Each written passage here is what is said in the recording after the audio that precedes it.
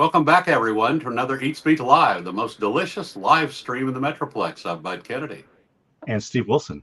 If you haven't noticed, breakfast has become big business. There's a whole new segment of the market called the better breakfast, or sometimes the boozy breakfast. But, one of the biggest breakfast restaurants that's become the most popular is in Arlington and Dallas. Coming soon to downtown Arlington is Breakfast Brothers. Our guest today is Rickey Booker, the man who's made Breakfast Brothers into a famous breakfast stop. Hey, Bud. Hey, Steve. Rickey, how did you get Breakfast Brothers going? How did you have the idea? Everybody says, I want to open a restaurant.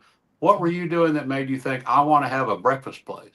Well, in 2017, we had a nightclub, and it didn't have a kitchen in it, and we wanted a kitchen, so we bought a small little trailer out from a guy out of East Texas and put a small menu together and called it Breakfast Brothers, and started there in 2017, and it just flourished from there. It took off. People were lining up at that trailer, and we were just serving food just for the patrons that was coming to the nightclub. What made it so good? I think one of the things that has put you on the map is not this that you're doing a really nice breakfast. They're on Barden Road in South Arlington, or coming soon to Front Street downtown Arlington. But the food's really good. You're doing a good breakfast. Are these your recipes? Who cooked all this? Yes, sir. These are my recipes. I actually came up with, all-purpose seasoning, things that I was raised and born on, when it comes to the ingredients. And my special recipe for catfish, chicken. And the neat thing about it is restaurants are doing the infused mixtures. And I love Cracker Barrel pancakes. And I love Ronnie's catfish, but I couldn't get the catfish unless it was lunch or dinner, and I couldn't get pancakes unless it was breakfast. So I took your favorite entree, dinner entree, lunch entree, and put it with the breakfast, and it was a hit. Pancakes and catfish, red velvet waffle, fried salmon, lamb chops. Everybody knows lamb chops usually go with asparagus and mac and cheese and something fancy, but I matched it up and put it with your the way you wanted your eggs. So instead of infused, I put together an entree, lunch item with breakfast item, and it was a hit. Well, I always think fried catfish is a good substitute on breakfast, particularly for people who are not eating red meat. I've told people, ask them if they'll give you a fried catfish fillet. I think catfish and grits makes a good breakfast. It does. Some of these combinations, you've come up with some pretty good ideas. And now, where's Ronnie's catfish you mentioned? Well, there's Ronnie's Catfish is one near my office. Okay. North Dallas is on Aldelia Road, and I always get the fried catfish nuggets extra crispy. Oh my God, they're to die for. But the Ronnie's Catfish is good. Well, now tell me, what are the most ordered? What's the most popular dishes? And I told you I did try to go to Breakfast Brothers. I went once, it's too long a wait. I went back, drove over, hour and 15 minutes wait. I went one more time. They said 90-minute wait. So I thought, well, I'll try to come back. So I got up at the crack of dawn one morning and drove over to Barden Road off Matlock there. And I got in when they were just opening up, and I got in and got a table and got to have that red velvet waffle and fried chicken. So I know that's good, and I know that everybody around was raving about everything. But what are the favorite dishes? What are the most ordered dishes, breakfast and then middle of the day at Breakfast Brothers? The thing is about it is the go-to is chicken and waffle. So I'm just gonna say that's the number one sold item. But our menu is pretty much kind of, when I say all over the place, they order everything. Sometimes people come in and they order what I call a sampler. They order everything and they share it, almost kind of being like a Babe's chicken. You share the fried chicken, the hickory chicken, and the catfish all in one. But the catfish and grits is a top seller, and the red velvet waffle is a top seller. But that catfish and grits, we sell a lot of catfish. Do your customers call this a soul food restaurant or a breakfast restaurant? How do you define it? Yep. I call it a non-traditional breakfast spot. Where people say you can go get bacon, you can get the bacon and eggs here, but it's the way I pick the ingredients. I got the high-end quality pork. So if you're not a pork eater, then I got chicken sausage links, I got turkey bacon, I got turkey sausage patties. So they've been categorized in Breakfast Brothers as a soul food, to answer your question. But some of the things I do, I pick high end ingredients to what you call to entice the addicting part of your taste bud. That's what kind of when I introduced it. I don't really think of it. I think it's easy to categorize it as soul food, but it's really a more of a better breakfast Mhm. segment, and competing in the market with the new Kiki's chain that's come here and Yes. Snooze, and it's just a kind of a little tiny hole in the wall version of some of these restaurants that have a little fancier pancake, a little fancier egg dishes, and just a little nicer item for everybody. Right. Steve, I want to ask him about his new Arlington location, but did you see anything on the menu or something in the food Yeah, that looked good? I looked at it, and I will say that you have the one of the largest a la carte menus I've seen. Like you can throw a lamb chop on it. You can you can just add one. I mean, I never seen a lamb chop as an a la carte, but it's a really big a la carte menu. Uh, The lobster roll, the lobster mac and cheese kind of caught me as something a little different that you don't expect. Can you get that at breakfast too? It's on your lunch The, dinner menu, but the one thing that I researched, restaurants, they close at breakfast spot close at 2 p.m. Then you turn it around, they open up at 7 a.m. or 6 a.m. So what I did is you can get a lobster roll at 7 a.m. in the morning. You can get lobster mac and cheese at 7 a.m. in the morning. You can get lobster roll or brunch burger at 3 p.m. So anything on the menu you can get all day from 7 a.m. to 4 p.m. So we open it up to a lot of times you get breakfast and then they shut it down and open up for lunch. No, I want it to be, and that's the reason why a la carte is built like that, is because I wanted your favorite breakfast item to be with your favorite entree.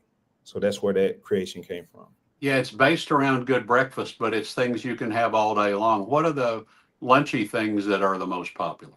The most popular is the collard greens and mac and cheese, and and we do a brunch cheeseburger as well, and that brunch cheeseburger is insane.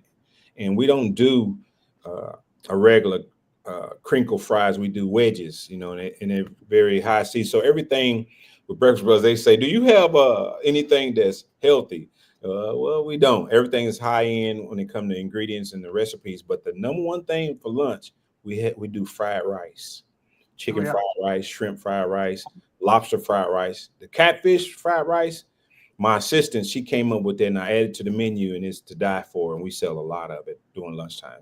You put a little hot sauce on that. Is that good with a little Tabasco, or You can put a what are the little hot sauce? Tabasco, a little hot sauce, but the ingredients, when people say fried rice, they look at it more. We put a twist on it. It's fried rice like the Asian restaurant, but the ingredients that we use, it changes what your thought process is when it comes to a fried rice at an Asian restaurant. Steve, I think you'd like catfish fried rice. That sounds pretty That's good. good. yeah, no, I forgot about that. I said there was a whole. I mean, it was a lot of fried rices. I mean, I Yes. saw that on the menu. There was a lot of fried rices, and let's see. Of course, my wife she likes shrimp and grits. Yeah, shrimp So and and grits is good. you had shrimp and grits on there, and you had catfish and grits too. Mhm. And I think shrimp and grits is either really good or it's really disappointing. And Right. from what I can tell, Breakfast Brothers is really good. So now tell us about the line is going to get a little shorter on Barden Road in Arlington because you're about to open a new location. And tell us about how you come to downtown Arlington and why you're getting in the middle of the Urban Union District. Well, I got a call one day. I get a lot of calls.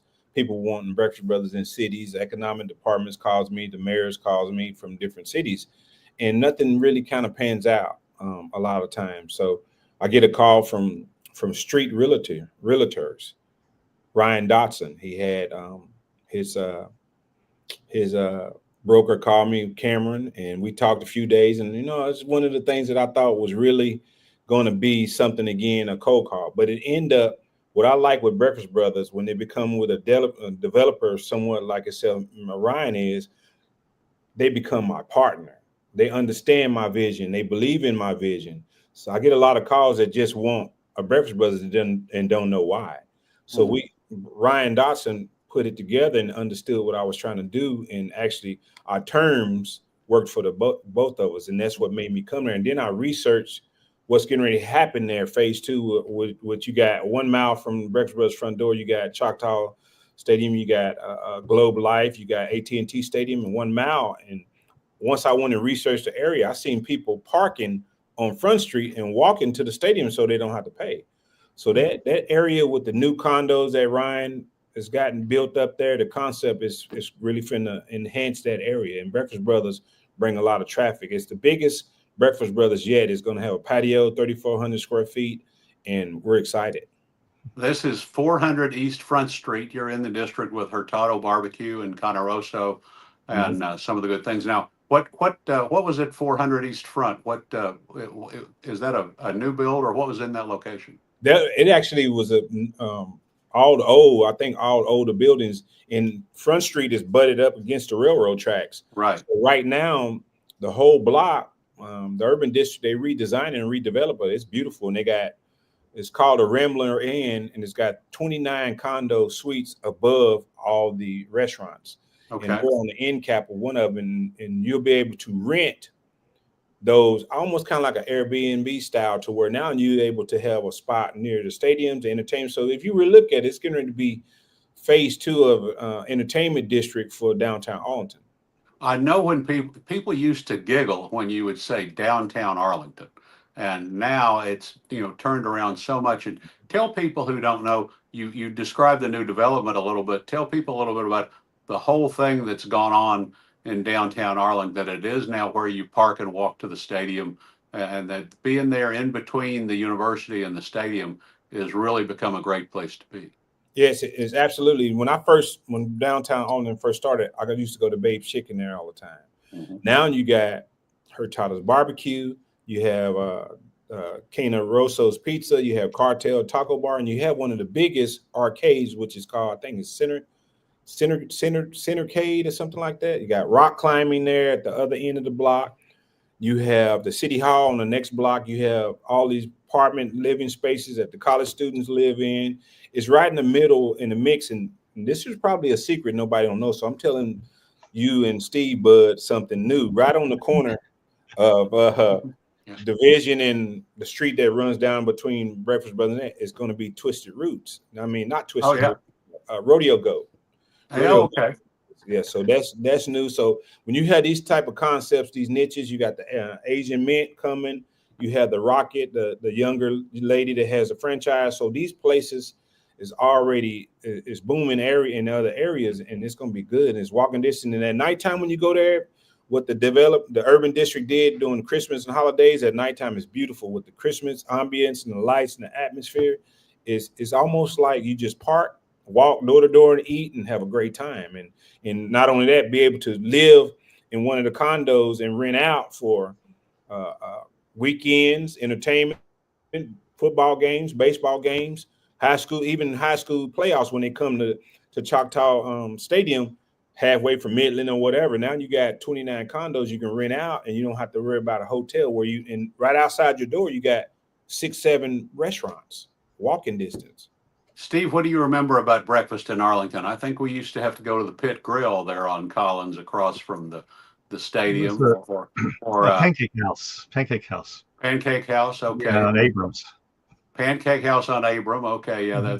And then you'd get down to the old Main Street Cafe. There were a lot of good little mom and pop cafes. One point I want to make, by the way, about all the restaurants that Rickey's mentioned and everything that is coming to downtown Arlington, these are all local owned and operated restaurants. I don't think anybody that he mentioned is a big corporate chain. I think everybody he mentioned is local business, local entrepreneur, somebody who's getting started like Brandon Hurtado did, somebody who's getting a company started in downtown Arlington has picked Arlington as a place to get started. Right. So, and what I like the most, not to cut you off, Bud, is city of Arlington is getting behind these local restaurants. They're supporting, they're bringing you to these meetings. They're talking about you. They're talking about your restaurant and your chains in meetings that you're not in. So you're being talked about in those areas.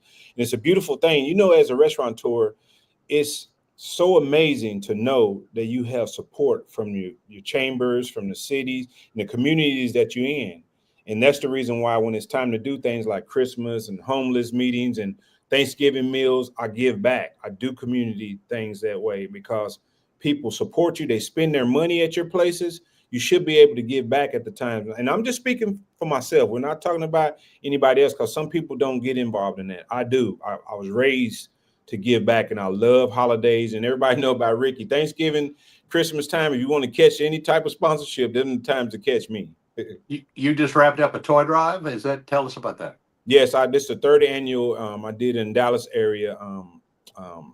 I do a bike and toy drive giveaway, and we started at doing 200 kids and families, but this year was as big as it was people everywhere. We ran out of stuff in an hour. You know, I have sponsors anywhere from U.S. Foods, Pepsi, Cricket. You know, these are the people that's right there in the community. Frost Bank, and it was big in the faces and the smiles you put on the kids and the families' faces is incredible, and I love doing it. And some of the things that we talk about when it comes to the community, some people they're too prideful to ask for handouts or do anything, get involved. But some areas they really get involved, they really get some things out of it, and it helps the community, and it helps to.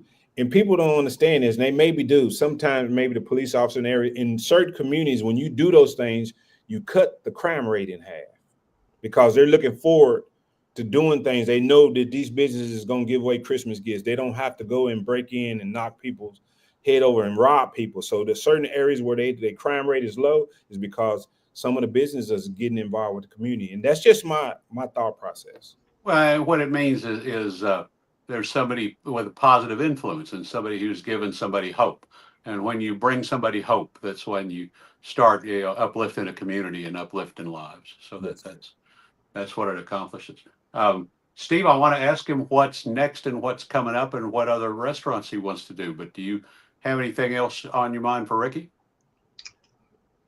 No, I think Steve is a barbecue man, Ricky. Yeah. Well, I'm thinking about fried rice now. I think you want to go have a sampler platter of fried rice, Steve. Yeah, you love that fried rice. Try all the fried rices, and that sounds like a pretty good deal. I mean, the concept works for me because my wife loves breakfast, and I'm more of a savory person that wants hamburger or something more lunchy. So we'll go to these breakfast places. They usually don't have very much for me. And this place has a lot for me. So we could do another whole show on the problem with breakfast. They've turned breakfast into one big dessert. And you go to these places and it's nothing but sweet pancakes piled high with sweet icing and sweet stuff on the side and sweet syrup. And they're just serving, $15 breakfast dessert plates is all they're doing. But your menu actually has some entrees and some different things, and some dishes besides just. Although I love the red velvet waffle. I mean, your menu's got things besides just overblown sweet stuff. Right. What else are you going to do after Breakfast Brothers? Do you want to have more Breakfast Brothers, or do you have another concept? You're a big success. Well, the thing is about it, the first thing we're finna launch is how everybody talk about our catfish, our shrimp, our chicken, our pancakes, so on and so on. So this year we already have in the back of the house, we have our own chicken fry, our own shrimp fry, our own catfish fry, red velvet waffle mix, and pancake mix, all-purpose seasoning, wing sauces. All these things is what I've been working on the last year or so. We have it all back of the house. So the things that you taste on the catfish are our very own ingredients when it comes to the breader. So we're finna launch the e-com. I want to say the earliest March, the latest May this year, and also we got all our bylaws together, get to the point to where we get a lot of calls for franchising. So I would say probably maybe a year or two out, we'll probably start franchising and allowing people to help Breakfast Brothers, because we're still learning the consistency of making sure the right staffing, the food is consistent. Because I don't care how many Breakfast Brothers you put, if it tastes different in Arlington than it does in Frisco, than it does in Dallas, you're gonna have a disconnect. I can eat Chick-fil-A in Oklahoma City and Houston and Dallas, and it tastes the same. So that's what we're perfecting, the consistency, making sure corporate wise we can sustain the consistency across all locations before we really launch the concept. But that's what's up next. It's the e-com part of it. Well, I feel like that you're going to have the Rickey Booker Incorporated explosion is going to come along pretty soon, but at least now we'll be able to get a seat in these Arlington restaurants. So be Yes. sure tell everybody. I know one of the restaurants is on Camp Wisdom over by Duncanville, and then Arlington, and tell everybody the addresses for Breakfast Brothers and the hours because people might be confused and think it's just morning only. Right. The Dallas location address is 3704 West Camp Wisdom Road, Dallas, Texas, and it's 7 a.m. to 4 p.m. Monday through Sunday. The Arlington South location is 130 East Barton Road, Arlington, Texas, and it's the same hours Monday through Sunday, 7 a.m. to 4 p.m. And the newest location, which is probably the biggest one yet, is 400 East Front Street, Arlington, Texas, Monday through Sunday, 7 a.m. to 4 p.m. And our What takeout, go ahead. what is the best time to come and get in? The best time to come is between 7 a.m. at the locations now, 7 a.m. and 9 a.m. anytime in the week. After 9 a.m. is a wrap, hour or 2 hour waits. But the one in North Arlington on Front Street, I do believe it'll be a lot more earlier people because the area it sits downtown. So we'll have a lot of more working people between the hours of 7 a.m. and 8 p.m. before they go to work, I believe. So that time will change. And you said you have a takeout counter. Yeah, we got the concept is called Breakfast Brothers Express, and it's Monday through Fridays, 6 a.m. to 2 p.m. And then we do overnights, 12 midnight to 2 p.m. Saturdays and Sundays, because we did that because when we started, Breakfast Brothers was on the nightlife. So then once we created that, the nightlife people was able to come. Now you can get Uber Eats, DoorDash at 3, 4 o'clock in the morning, or you leave a concert or leave a nightclub or bar and go straight to and order it on the kiosk and get it at 3, 4 o'clock in the morning now. Where do you go? Where's the location? That's 921 West Commerce Street, Dallas, Texas. Is in the Trinity Grove area. Oh, Trinity Grove. Okay, so leave downtown and come out West Commerce. Okay. Yes. And then when is downtown Urban Union Arlington going to be open? We just got approved. The city just approved the plans and permits. So I would say we'll probably start build out maybe in a couple of weeks. I got a couple more preliminaries. I got contractors that's bidding on it now. So I will say probably I want to say the earliest April, the latest May, June, but This is all big news. This has been a great show. I'm a big fan of TJ's Catfish in Arlington. Arlington's a tough catfish town. They've got good catfish. So now Steve, the barbecue man, MJ over there in the same building, his barbecue is amazing. Very, very good. Yes. That is real good. So yeah, you've got the lowdown on all the good Arlington food. Yes. So I'm looking forward to coming back, and I'm going to get up early in the morning and drive over and be sure I can get in. Steve, maybe you'll see Steve there about 7:15 having some fried rice pretty soon, I bet. So. I will tell you, Bud and Steve, once I get the North Arlington on Front Street open, I'm gonna have days that I invite guests from the city, from the developers. So I'm gonna make sure I invite you two guys where we're gonna have a regular open. It's not gonna be open for business. So I'm gonna do about a week of everybody coming in and eating it and going through the atmosphere and going through the chain of tasting everything for influencers, city officials, developers, radio station, Chris Arnold with the ticket. So I'm going to do a full week of special guests to come eat. So I'll make sure I give you guys those dates. You run the risk if you have us come out and if you ask us what we think of it, we're liable to tell you. So that's the risk you run. It's the organic way of being honest of what I like the most. And the one thing is about it, I stay in them kitchens taste testing. Everybody say, when Mr. Rickey come in, if he tastes something off the line, it's not because he's hungry. I'm tasting to make sure it tastes right. So whenever that problem is, we answer every bad review. We answer every good review. I've gave people gas cards because they complain of driving so far and their Red Velvet waffle didn't taste what they said it was. So, well, how did you get so interested in cooking and food? Did you grow up with all this just in your house? I grew up. My grandmother, my mom, and her sisters. My cousins is in Oklahoma City. They all chefs. I didn't necessarily want to go to culinary school because I didn't necessarily at those times wanted to cook because I was into sports and custom cars and managing hip hop artists. So that's what I was tuned in. But I always cooked. Thanksgiving feasts at my house. The 4th of July 4th, I did big barbecues. So everybody knew me from cooking. I just never did it for a living. But for some reason or another, when it took off the way it did, it almost seemed like what I was supposed to have been doing all my life, all of a sudden, the light switch turned on. and that's what made me decide to do it full time. Now, what was your favorite restaurant in Oklahoma City? Class and Grill, or what was it? Right now, when I go, my favorite place is Neighborhood Jam, the breakfast spot. Okay. And I grew up on Leo's Barbecue. There again, there I am Absolutely. again, Steve. But my favorite spot that my grandfather, that I grew up in, my dad, and everybody still goes, Miss Florence's. Florence's Soul Food Cuisine. I think Miss Florence is 95 now. Her daughter runs it, and her name is Victor. Her daughter is Victoria, and she just won the James Beard Award, I think, 2 years ago. In Oklahoma City, she's been in the same spot over 50 years. She owns the whole block, the block next to it, and it's great food. And Miss Florence is 95, and she's still cooking inside that kitchen. Well, now you've got everybody, after they get up at 7 in the morning and go to Breakfast Brothers, they're going to drive to Oklahoma City. So you've got everybody putting their gas in their car. Yeah. Rickey, you're great. We'll look forward to having you back. We'll have you back when you get open in Urban Union, and we'll have you back again to talk about Breakfast Brothers. Thanks for having me, Bud. Steve, you guys have a great day and enjoy it. 2025. I think it's going to be a good year for all of us. Thank you. Until next time, I'm Bud Kennedy. All righty. And Steve Wilson.